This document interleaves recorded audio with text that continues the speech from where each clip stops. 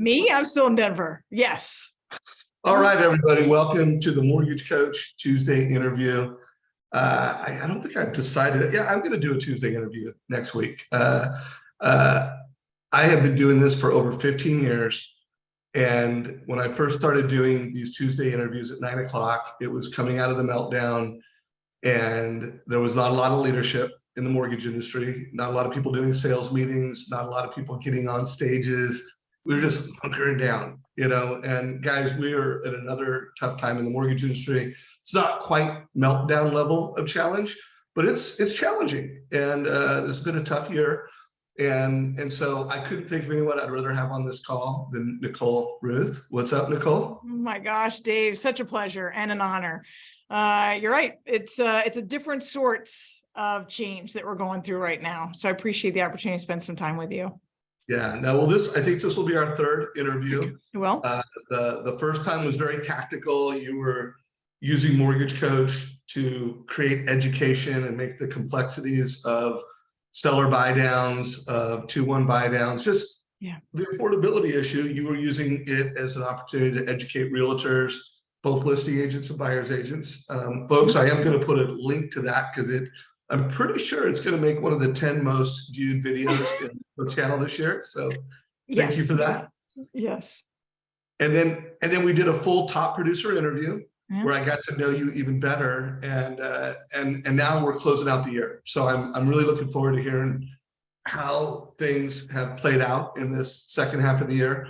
And then most importantly, I want to spend a lot of time. What are you doing to crush next year? I think you when I said, Nicole, what do you want to talk about? You had the word dominate.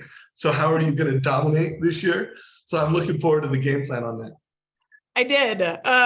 It was different. Dominate 2023 just came to me in the sense of as I was rolling out and thinking through the vision and casting the vision for my team, of which I haven't fully cast yet. We're getting together the first Saturday in January as a team, and we're doing that together, and we're putting kind of those action plans together for 2023. I've already done it. I've already done it with my leadership team, but now I'm bringing in the rest of the team to do that. But it wasn't dominate. 2023 was about educate, was about being able to spread this passion that we have for real estate. It was about building out 20 other market leaders.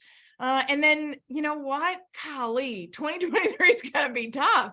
It just is, as we figure out who we are in this space that's going to be shifting still. We went into the recession early in the real estate market, and I know the rest of the United States is somewhat catching up. Some will never really feel it. So trying to figure out what the real estate market is.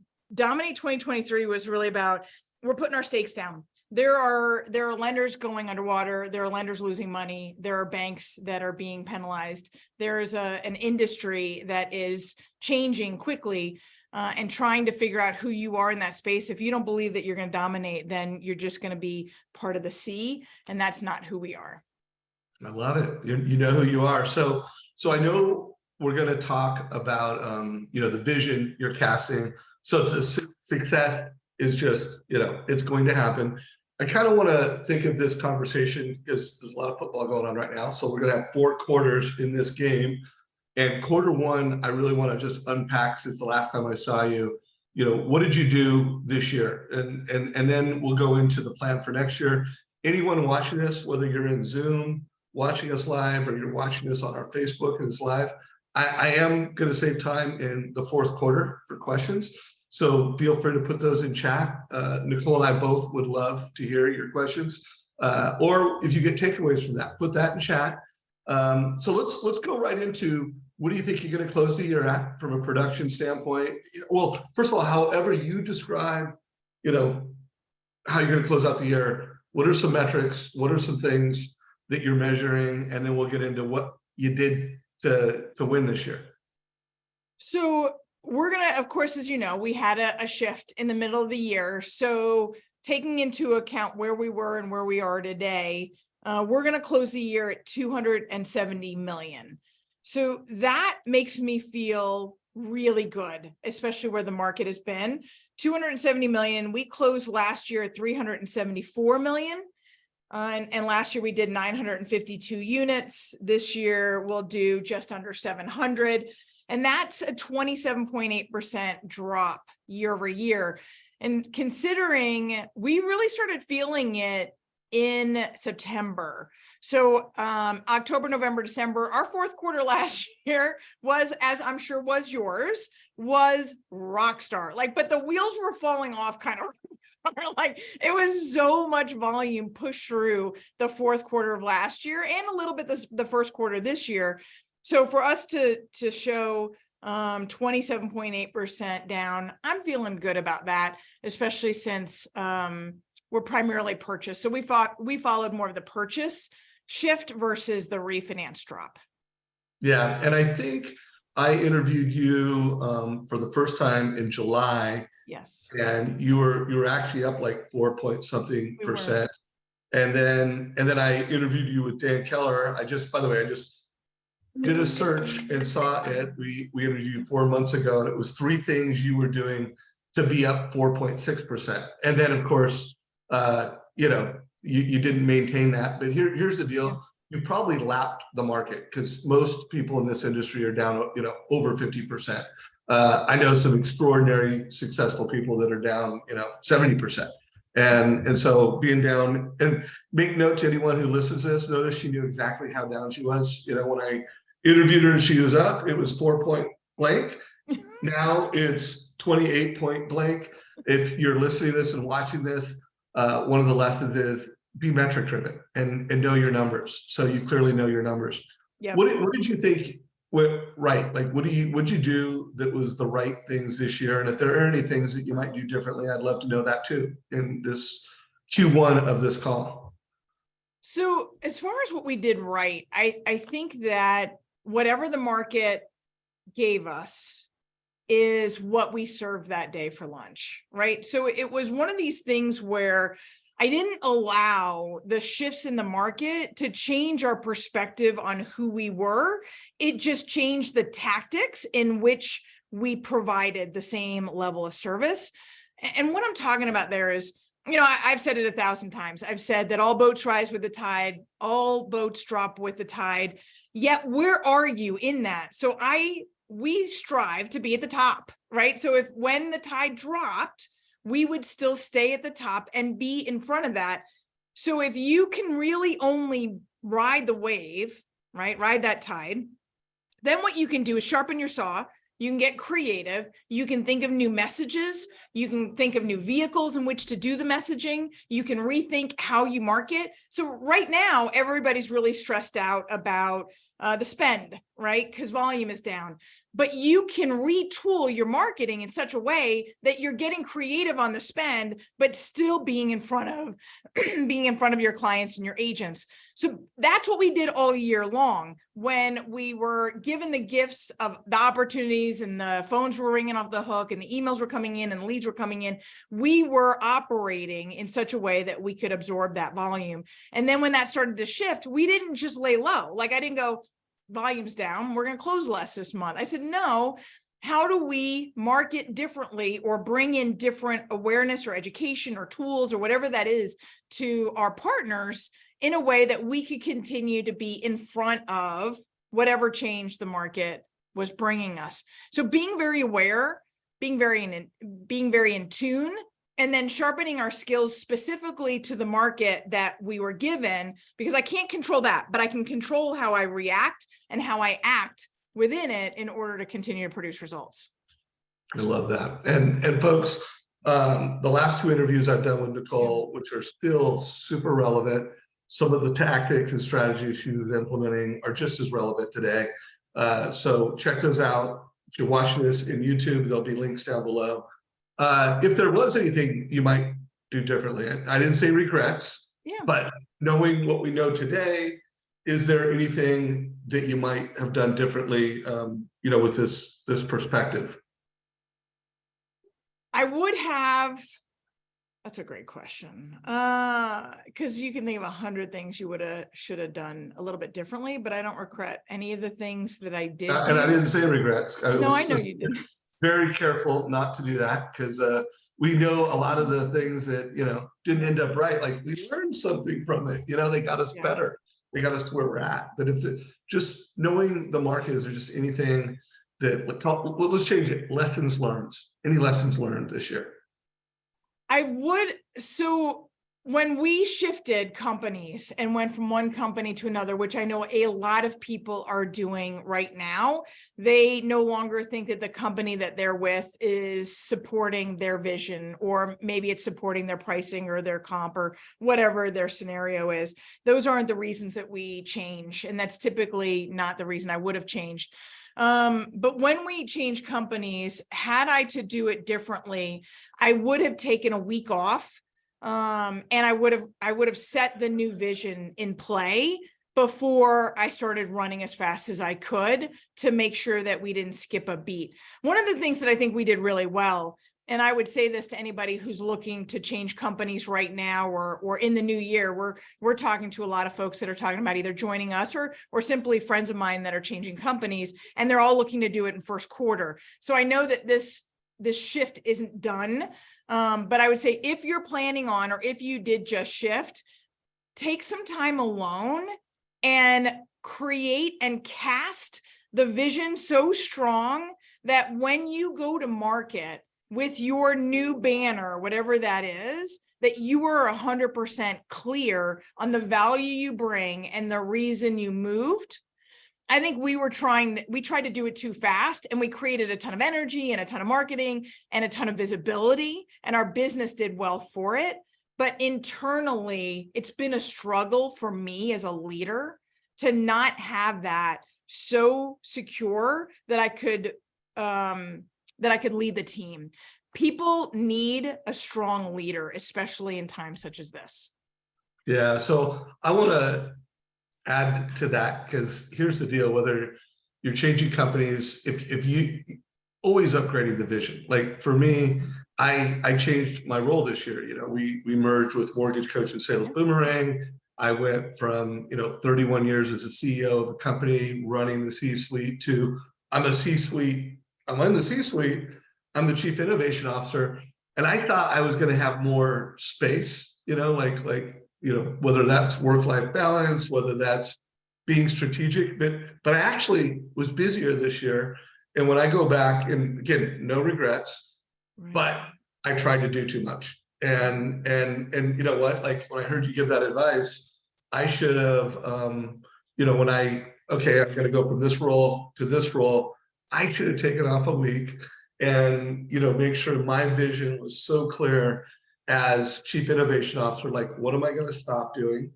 And there was a lot of things I should have stopped doing sooner. And what am I going to start doing? And so I think everybody needs to make sure. Now, if you are one of those people that has such a well-documented strategy and such a well-documented plan, and hey, go. But if you didn't, that was another thing I learned through the transition of Mortgage Coach, Sales Boomerang, and our new CEO. Like, our strategy is so well documented now. Now, it took a month of collaboration to, like, what are we going to do? Who are we? What are our 3 priorities? But it's incredibly well documented. Everybody in the organization is incredibly well, they authored it. So we're really going to execute well. But what she just told you guys, this time of year, it's December 20th. It's the week before Christmas. And I would just push everybody on this call, like, next week, get clear on how you're going to dominate 23. So, Nicole, quarter 1 is over. Let's focus on the second quarter of this call and give us a high level. Like, what have you done to plan? Anything you're willing to share in terms of your strategy and your plan? Let's just spend 15 minutes and really unpack where you're going next year and what you're doing to plan for next year.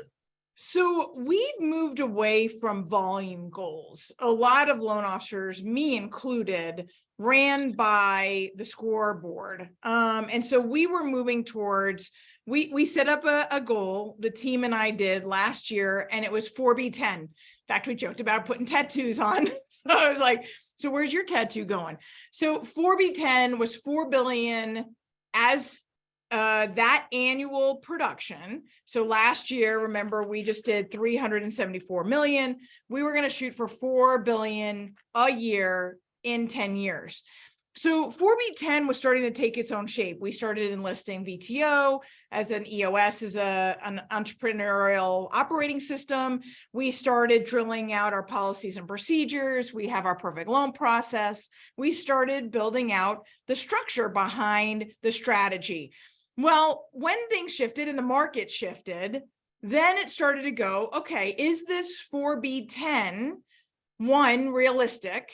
And two, our goal. What are we shooting for? And it's okay to change goals. Part of me doesn't like it because part of me is, well, I tethered to that. And that's a sense of identity for me. So trying to give myself the ability to shift that is part of my personal issues. It's part of who I am, and I don't want to give that up. But so what we design now is 4B10 Tribe. So we're building out a network, a collaboration, or a collective, if you will, right, of individuals across the country who want to be part of a powerful energy, an excitement, a passion to provide the kind of strategies to optimize real estate, right? So looking at it as not just a roof over your head, but the opportunity to build real lasting wealth, multi-generational wealth, but then also opening the door for those who might not see it, might not see that real estate is even an option. I've often said that I won't develop the next rocket to the moon.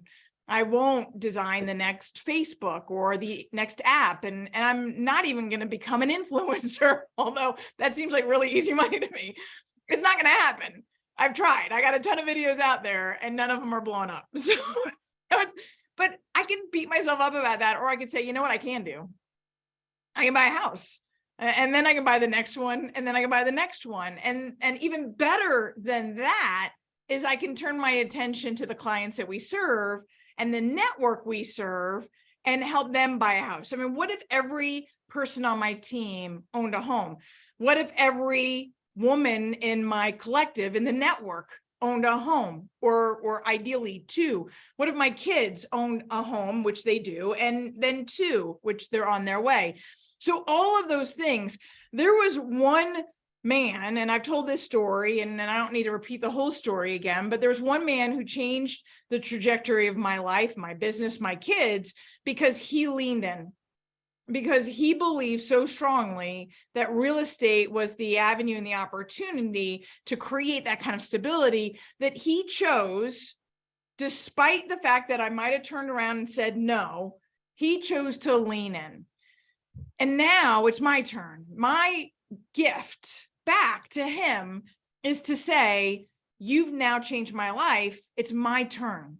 I have to change those who I come in contact with. And if they're not ready, then be there when they are, or plant those seeds.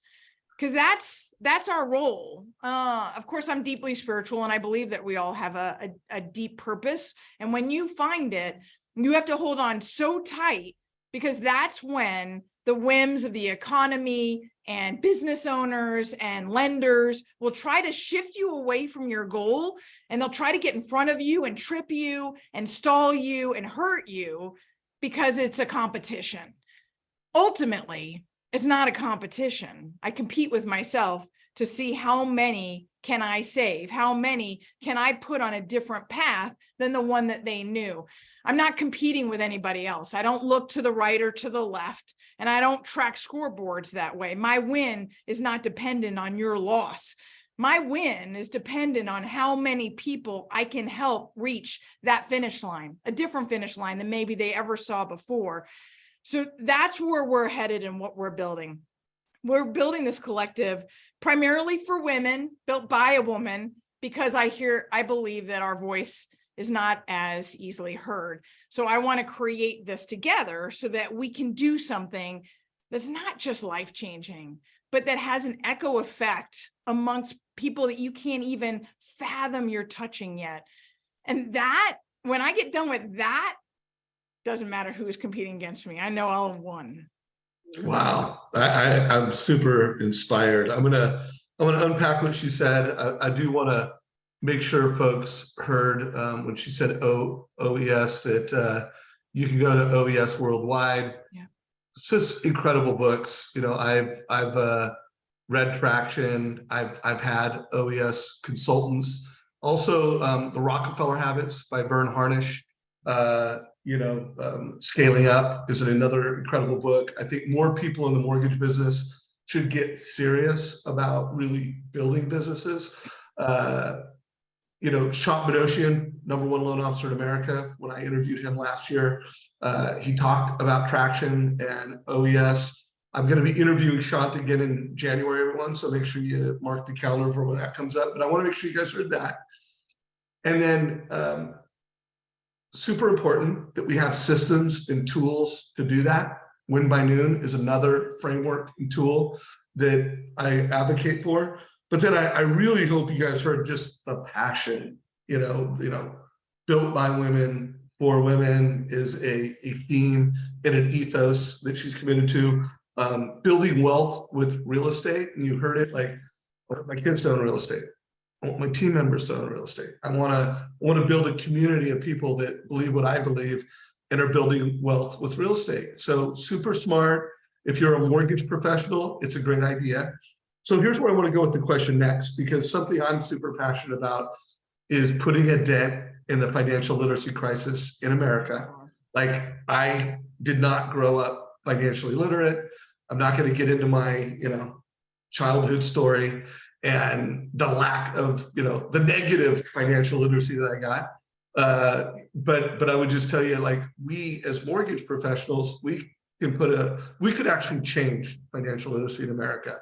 The mortgage industry can, and loan officers can. And the affordability crisis is very complex. Don't know that we can solve it, but we can help consumers with the tools that we have, rates the way they are, equity the way it is, real estate the way it is. We can help them navigate this landmine for folks. So I want you to talk about that. I want you to put a little more meat on the bones there and talk about, like, what are you doing to help more people achieve wealth through homeownership? And let's get tactical around that whole mission that you have. So that's a great question, and what we're in the process of building out. So one of the things that we continue to strive for is education. So we put out a ton of content. We put out a ton of value add that our real estate agents can then turn around and communicate with their consumers.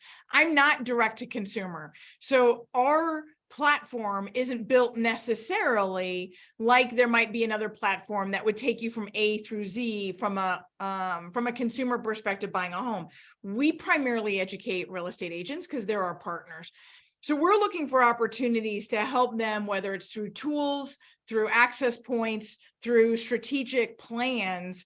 How can they help their clients both get ready for, then purchase, then actually do it, and then manage it going forward? So whether it's their primary home for a year that they turn into a rental, where they're buying that rental, a lot of people will be like, are you kind of like a Bigger Pockets? Are you trying to build this thing? And so we're not trying to build a Bigger Pockets. I'm not going after the larger investors.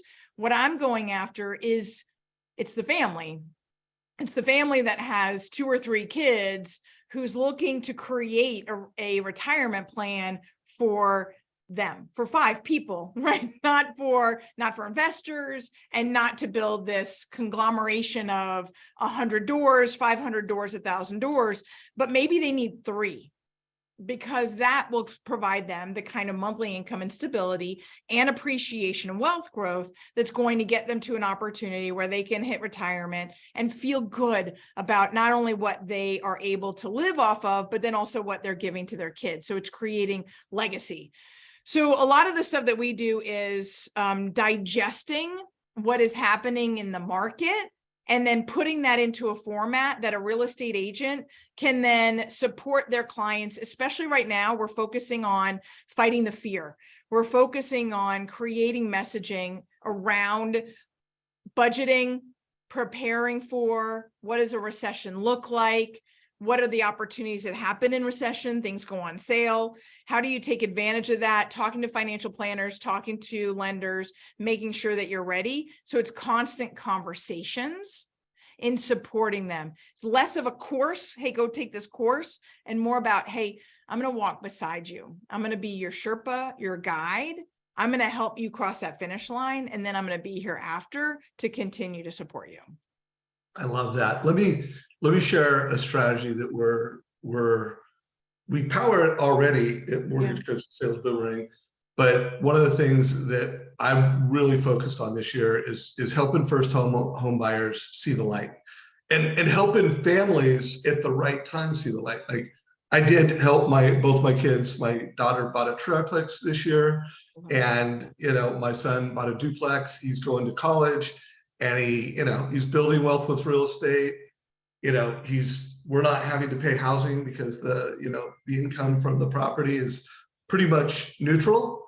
So it really made me realize that one of the best things you can do is educate families. Like, when the kids graduate from high school, hey, duplex, triplex, fourplex, or when kids graduate from college, or when they have these early stages, to educate the family. So let me walk you through one of them, and I'd love to get your opinion. I love that. So this was a first-year loan officer. When I interviewed him, it was his 10th month.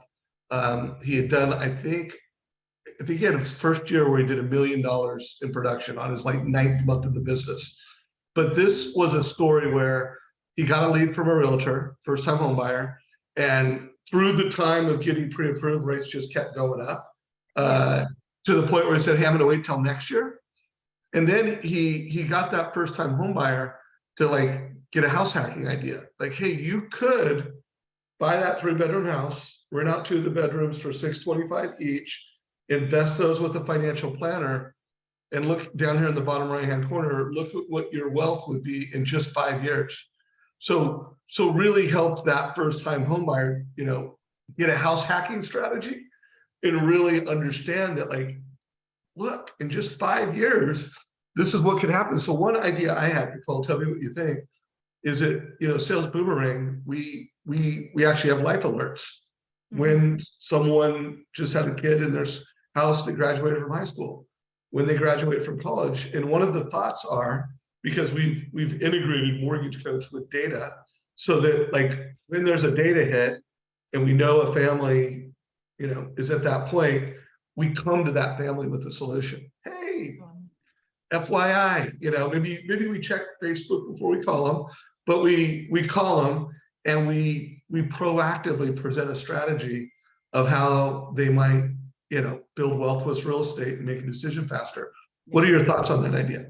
I love that idea. I know, what you guys are doing with those alerts is massive. And that kind of strategy is so simple to not only create, but then to show somebody what that really could be. Now, of course, it's so funny because, somebody could argue, well, the cryptocurrency didn't do well, the stock market's doing well, but there are always options. I talk to a lot of people about even the 1-year and 2-year treasury bonds right now. Those are doing really well and will continue to do well as long as the Fed is raising the Fed rate. So having those conversations where people just don't know the way. There's so many people, when you talk about financial literacy, there are so many people that graduate from high school with no idea other than contributing to their 401k how to really build wealth. It's just not taught. It's a W-2 job. Maybe you gig it. Maybe you make more than you would have made in a W-2 job, but many times you don't even. And then you donate, or you not donate, but you contribute towards a 401k or an IRA. And that's as far as it goes. And so allowing somebody to see the house hacking, the idea that your kiddos have a duplex and a triplex, I love that. All 3 of my kids own single family homes. And so they're all house hacking and doing fabulous. That's what paid a lot of their way through college. And so having those conversations is going to make you different than the other loan officers, the other real estate agents out there, because you're now not talking about just opening a door and schlepping a loan product. You're talking about a lasting difference based on a decision today. Yeah, well, and it's also playing offense. I mean, I think the Yes. mortgage industry, we wait for the ball to come to us, like referral, phone call. Guys, I do believe 2023 is a year for the industry to go on the offense because here's the deal. There's not going to be a lot of refis. And even if rates are going to go down, the question is how fast and how far. But guys, there's 8.2 trillion in debt, a mortgage debt that starts with a 2 or a 3. Yeah. So as I see it, we're going to have to get really good. One, being first-time home buyer specialist, and two, making a case with a homeowner where, as rates do start to come down, that, hey, homeowner, you should rent out your current house and move up. Let me show you how that makes sense. Or, hey, homeowner, you should sell that home with a 3 or a 2 and move up. And it still makes sense.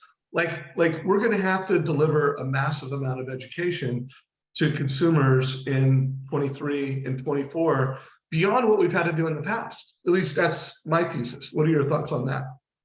I 100% agree. I mean, Bank of America just put out a study that showed 70% of all of the owner-occupied homes are owned by Gen X and baby boomers.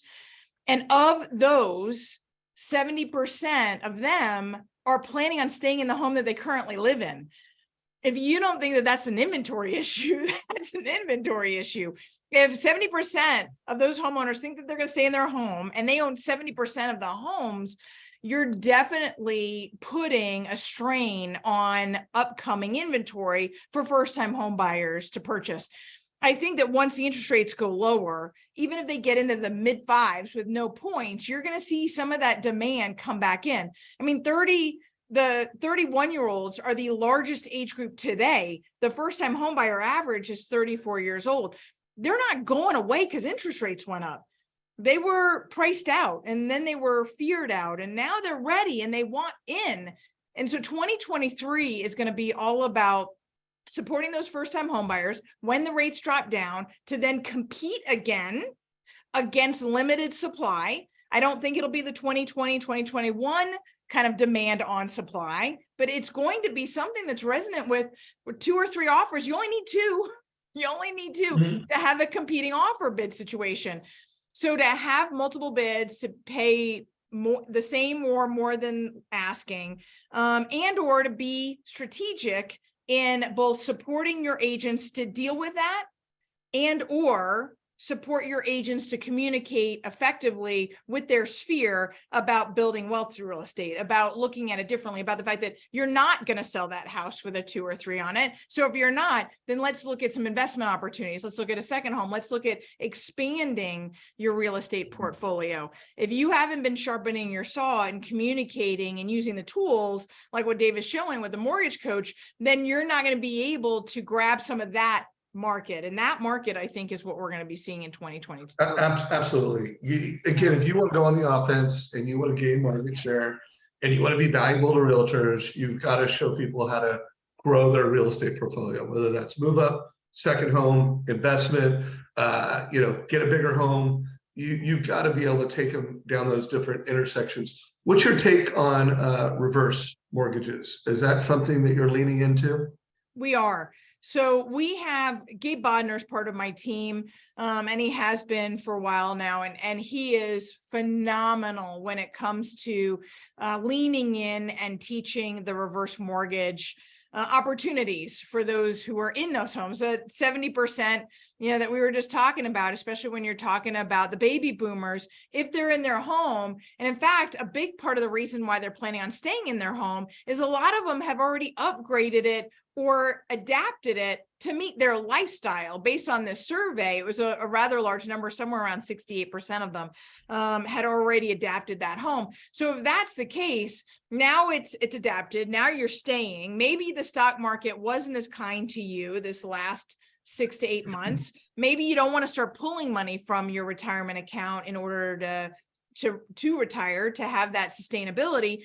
So you want to look at the other options. So other options being the equity that you have in your real estate, which we've all been blessed with.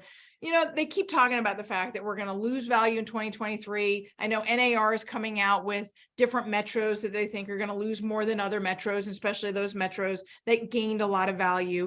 And I think even if we lose some, we were still gifted. Denver market specifically was gifted 44% growth in median price point over the last 2 years. That's not okay. Like that's not okay. So to lose some of that, I think you're still in a phenomenal position since you left 2019. So we are targeting those conversations where we can capitalize on people who are over 55, over 62, who can capitalize on the equity and stay in that home that they really want to stay in, because your kids don't want your home. They want your money. And so if I can keep my home and my home can sustain me and give me the kind of lifestyle where I don't have to worry about that, and I'm not taking money from my stock market account to pay down my mortgage account, well, then I'm in a better position, and my kids are too. So guys, in the mortgage space, and at least here at Mortgage Coach, what I'm gonna lean into like I've never before in 23 is helping loan officers optimize debt and equity to help families, borrowers achieve financial freedom faster. Yeah. And by the way, remember everybody, financial freedom means different things to different people. You know, it has different things. So let's go real tactical. Yeah. I want to walk you through some things that I'm going to be advocating for the year. I want to see where you align. You know, one, I think this philosophy of being captain of the wealth team, you know, no doubt the realtor is the alpha partner of mortgage professionals, but I think we need to be very well-rounded, have CPAs, have financial planners, have attorneys, have insurance pros, where we're aggregating them on behalf of consumers to build wealth, and then we're leveraging them as referral partners. Any thoughts on that? I 100% agree. We talk about having an A team, which this is very similar to that, in having not only, now I will say, personally, our team, a lot, 98% of our business comes through our realtor referrals. And even I'm going to include the repeat business in there, because we don't necessarily go after the refinance business, but we have the repeat business that originally came from the realtor referrals. So we don't get a lot of business from the other points on that star, if you will, but our A team is 100% part of our game plan. And we talk about that a lot, that you have to know who's your financial planner that understands real estate, who's your CPA that understands real estate, who are the people that you can trust in to not take advantage of you, to support you and help guide you through those decisions. Awesome. Then I want to show a script, and I want to get your take on this. This is something we teach a lot, you know, and I always say, hey, don't just use this script, create your own. But this concept of my advice helps you build wealth with real estate faster by helping you make smarter decisions. And my team is going to proactively coach you over time to ensure you always have the best mortgage to achieve your goals. Any edits to that? Like, you know, I know you align with that philosophically, but anything that you would edit for that for everyone as we enter 23? I would say I don't have specific edits to that statement, but you should know what your elevator speech is. You should know what your vision is. You should have it cast so strong that you're able to talk about what it is you do and what you're passionate to. I love that you have that statement in there, because everybody should take the time to write it. It's really funny, as we were putting together our thoughts for our vision, I'm very passionate about a lot of things. I'm very passionate about what we do here. And then we sat around a table as a leadership team and we tried to wordsmith it. It's the same thing. It's like, so what would we change about this sentence? What words would we change? And so 7 of us were sitting around this table trying to wordsmith these sentences. And I was like, okay, this is not working. I need to take that statement away. I need to bring it back finished, because it has to be a little bit about who you are. And then my team needs to take it, and then they need to own it. And maybe it's them individually wordsmithing it for the way they communicate, but you need to cast that very securely within your team so that everybody's marching with the same drum, the same beat to the drum, however you want to say that. Whatever. But yes. Yeah. Anything you're willing to share there, you know, around what it is that you say, you know, conceptually? So, you know, we talk about the fact that we are creating kind of, I'm finishing. I'm finishing. I wish I could say it's done. We just had that meeting where we all tried to wordsmith the crud out of that thing. And finally I was like, I'm done wordsmithing. This is our vision that I'm casting. And so as we're putting it together, because it's a little bit different, I want it to be more tribe. I want it to have a bigger outreach. I want it to kind of set the stage that we're not just creating loan strategies, we're creating pathways.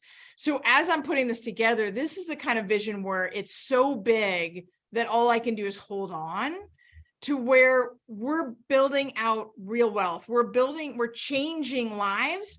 I'm deeply spiritual, and I think you know that about me already, but there was I go to Flatirons Church, and this last Sunday, they were talking about now starting a church planting network so that it's no longer about Flatirons. It's about these smaller churches that they're supporting and becoming financial partners with as they plant seeds. And this one young couple came up on stage and they're like, why do you want to start this church? And he says, because one person believed so strongly that they were willing to risk what I thought about them. They were willing to risk for the sake of Jesus. And I thought, it's that simple. They were willing to risk for the sake of Jesus. And now he's going and doing all these things. And I was like, what is those 5 words, those 8 words that are like, I'm willing to risk everything to make sure that you know that this is the power in real estate, that this is the pathway to stability, that I can help you create a way that not only gives you, but your children that access point. So it's more than just a job. We're creating a mission, which I'm really excited about. And I'm way overthinking it, but it needs to be perfect. No, by the way, I am so inspired, so pumped. And I love how you always take it to, the family. You had someone lean in to you. I would love to know that man. And maybe I don't know who he is, but is he someone that you still have a relationship with? And I need to find him. His name's Don Kramer. He was a Denver real estate agent, and I have not.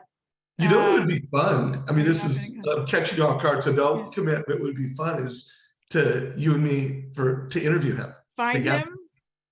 We can do that. Just throwing it out there. To me, it would be a really fun conversation. I would love to he was a mentor and the right person at the right time that put you on this journey. That would be a fun conversation. I haven't talked to him in 14 years. He was only in my life for probably. Well, I just threw that out as a challenge because you brought him up in 2 interviews with me. I don't want to go down too much of a rabbit trail, but I reconnected with a mentor of mine who went and had lunch with him a few months ago. It was actually the mentor who brought me into the mortgage business.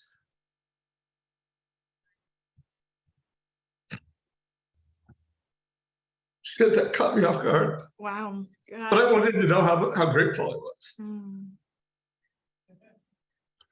Well, that's the first time in a long time I've cried on a call. Oh, Dave. Anyways, all right. Well, let's move on from that. You got to share a screen real quick. Yes. So I was going to get tactical down, and I'm still going to get tactical. But and let's go with this is what I'm going to go from stage for the next month on the top 4 strategies that loan officers should use to help realtors go from pre-approval to under contract. Because I think we need to really delineate, like, our job to kill it in 23 is not to get pre-approvals. Like, that's easy compared to getting someone who's approved to actually under contract. And I really believe maybe all next year that'll be a struggle. And so one of them is this date the rate, marry the house, divorce the rent, which whether you like these words or not, guys, the idea that you're having a conversation with a client and you're talking about affordability strategies and you're making them realize that, you know what, you can refinance the rate you're getting someday. So I think this is a super important conversation to have, whether you put these words on it or not, in 23. What are your thoughts on that? I agree. I don't love the words, but I agree with the fact that you've got to be having this conversation. You can't be having the conversation with a what if, because we don't know. Nobody knows what the rates will ultimately be. We can assume and we can forecast, which I do all the time, and I can forecast this out, but I would never have somebody buy it based on what the future rate is, but based on, does it meet your goals today? Does it cash flow today? Does it work with your budget today? It's one of the reasons why I liked the temporary buy down over the ARMs, but right now we're doing more permanent buy downs, because with that same temporary buy down amount, we can buy it down into the low fives. And if you can do that, or even the high fours, why would you ever want somebody to refinance? And lenders, some of the bigger lenders are trying to grab as much of the volume today, even at slightly higher interest rates, so that they can refinance them. I'd rather give you a strategy so that you don't. And so having those conversations, I think, is important, with the reality check that says, and we also have to make sure you're good today. Agreed. So I'm pretty sure you're not necessarily gonna like the words of this one either. But the divorce, the rent, Yes. we need to really lean into Agreed. house hacking strategies. We need to help people look beyond the monthly payment and really look at the net worth over time and look at the big picture. And I especially push this as rates start to go down, guys. I think somewhere before spring home buying season, I will be doing a lot of move up analysis conversations in the mortgage coach community, where a loan officer is using mortgage coach to show a family that, hey, you should still sell that 3 or 4 and move up, or you should rent it out. Like, I can, look at this. Column A is renting out your current house, and column B is X, and look at your net worth over time by, just expanding real estate. Yeah. So number 3 is affordability options. And so I still think, that interview I did with you, and by the way, it's got thousands of views now. Like, when I took this picture, it was at 1,400, it's got thousands. But doing buy downs, is this still a pretty hot strategy, you think, throughout the year? It is, especially right now, because we're still in that. And it, depending on what the PCE comes out with on Friday, we have seen a little bit of a turn this week, and that's not abnormal, right? Because you're ending the year, trading volume is light, so you're going to have bigger swings in the market. So if you're talking to somebody who's buying now, and you can do a temporary buy down or permanent buy down, you need to be really looking at both. On the way up, the permanent buy down didn't work. It was just too expensive. But now on the way down, it could give you benefits. But talking about how do you allow somebody the ability to get used to the payments, to make that the job increase, wage increases, or just even to wait out, hey, you know what? This rate works. I just would like it better for lower. So if the seller's willing to buy me some time to see if that happens, why wouldn't I do that? Because you'll get a bigger monthly benefit from a temporary buy down than you will a price reduction. So showing that, knowing how to show it and using the tools to show it is, I don't think it's game changing. I think it's a requirement. I mean, there are certain things that we do on a daily basis that are part of the job. Being able to express this in the mortgage coach platform, or in any way, is really paramount, because if you're not, you're doing a disservice to your clients. Yeah, no, I couldn't agree more. And you did a great micro lesson on this. So I want to remind folks, this will be one of the 10 most viewed videos in the Mortgage Coach YouTube channel. Every loan officer needs to be able to do this. It is really a requirement to deliver advice. And if you're given, a fee worksheet, you're just not doing it. So here's, of the 4 strategies I'm really advocating as people prepare for spring home buying season, I do think open houses are back. I mean, I'm talking to a lot of loan officers that are getting out there. They're using either our co-branded Mortgage Couch open house experience. I'm seeing a lot of QR codes being used, and that QR code is going to an actual TCA. And so I'm seeing that more than ever. What's your whole take on open houses and what an opportunity that is? Such an opportunity. We've said it time and time again, you got to get back to the basics, and people don't like that. But I really do think that agents and lenders alike They need to understand that the last 2 years were an anomaly.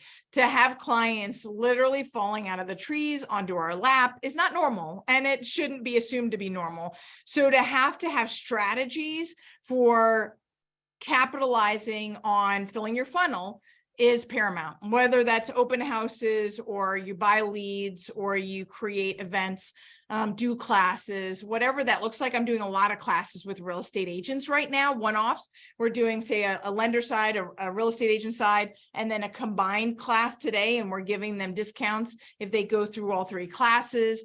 Or I've got other ones that have monthly investment classes. We have a lot of agents doing open houses that we're providing flyers for and payment breakdowns for. You got to figure out what that is for you, and you got to enjoy it. If you hate open houses, then don't do that, then do something else. But you've got to figure out what that is, and you got to go after it.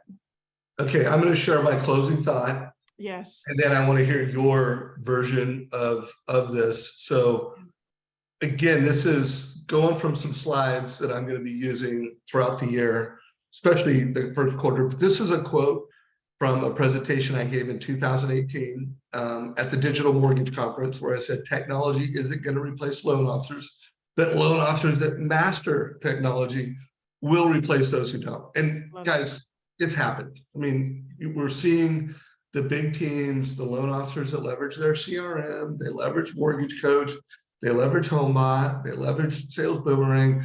They're crushing those who don't. And so, you know, this is what I believe. I believe that if your database is noise and you're not really knowing what's happening in your database, and then you're not taking what's happening in your database to your borrower experience, like literally using data, using technology. This is my updated quote. If I get to speak at Digital Conference this year, is technology isn't going to replace loan officers, but data-driven mortgage advisors already are replacing loan officers. And I do think by, I don't know, 2025 at the earliest, 2027 at the latest, it's going to be unrecognizable. And I don't think loan officers are going to get crushed. I just think they will be data-driven mortgage advisors. They will be able to deliver buy-down conversations. They will be able to have move-up conversations. They will be killing it with first-time home buyers, and they will be the market share dominators. You know, what is your thought on that? My thought is I need a caricature like that. How did you need to hook me up? They did that. That was really cool. When I spoke at it, all the speakers, they did these little characters, and I was like, how cool is that? That's what I need to do at the next big thing. That's all I thought of, is like one of those. Yeah. No, we'll find out who the artist is that did that for the digital conference. I'll refer you. Thank you. I 100% agree. I do think that if you're capitalizing on technology, which you need to, you're able to speed through shifts faster. And if you're data driven and you can express the data, and people get caught up on this, and I do a ton of content around the economics and understanding how it's affecting the psyche of the buyer and seller, and how real estate agents can adjust their marketing or their conversations based on what's happening around their client. I mean, what's happening in the PCE or inflation isn't going to change that buyer's life today. They might be pissed off that they're spending more at the gas station or the grocery store, but it's not like going to make them buy a house or not buy a house. But being able to have a conversation intelligently around the emotional state of the economy it makes you a partner. It makes you more of the advocate and put you on the A team than another lender that I might or might not call, or another real estate agent that I might or might not call. All of a sudden now you're relevant when it's time to make that decision. So I would say that the point on the data driven is paramount, and don't get so frustrated that you can't do that yet, right? You can't do anything yet. Yet is the key word in that sentence. So you've got to take step one. To say that you've got to be technology driven, oh, technology frustrates me. To say you got to be data driven, oh, I don't know as much as she does. Whatever that is, that excuse, put that off to the side and just say, it frustrates me today and I don't know it yet. But if you take one step in either one of those directions, learning a new technology or learning a new aspect of the economy or the data and how to communicate it, every single day adds on the day before, and it'll allow you to be more of the expert, the A-team player, the resource, and the advocate for your clients and your referral partners. But if you don't take step one, then experts are never born. Love that. Any other closing thoughts? We're in the last 3 minutes, but any advice you have for loan officers, leaders? We could have brand new LOs, but let's not speak to the brand new people. Let's close out with just advice, because you got a lot of friends that are struggling. It's a tough year. Any advice that you give as we close out the year and we prepare for the new one? My biggest advice is everybody talks a good game, but what kind of action is behind it? So right now, everybody's talking about goal setting. Everybody's talking about strategies. Everybody's talking about kicking off 2023. What are you really doing? Because when I'm talking to people, they have the idea of goal setting. They have the idea of building strategies. They have the idea of building out their process, but it's work, and it's work that I don't feel comfortable doing. It makes me feel uneasy because I don't have the answers. I'd rather go back into that loan and get that pre-approval out because it feels better because I know what it is. I would say check yourself. Check yourself as we wrap up 2022 and be honest. Are you doing the things that you need to be doing to set up 2023 for success? Because if you're not, you're the only one that loses. Boom. So I'm going to close. I love the action close. And so first of all, do that. But knowing that we have Christmas this weekend, and, if you're in the mortgage business and you're building wealth with real estate, you got a lot to be grateful for. My mentor that brought me to tears a minute ago, that brought me into the mortgage business, I'm going to give him a call. And actually, instead of taking him out to lunch this time, I'm going to take him and his wife out to dinner.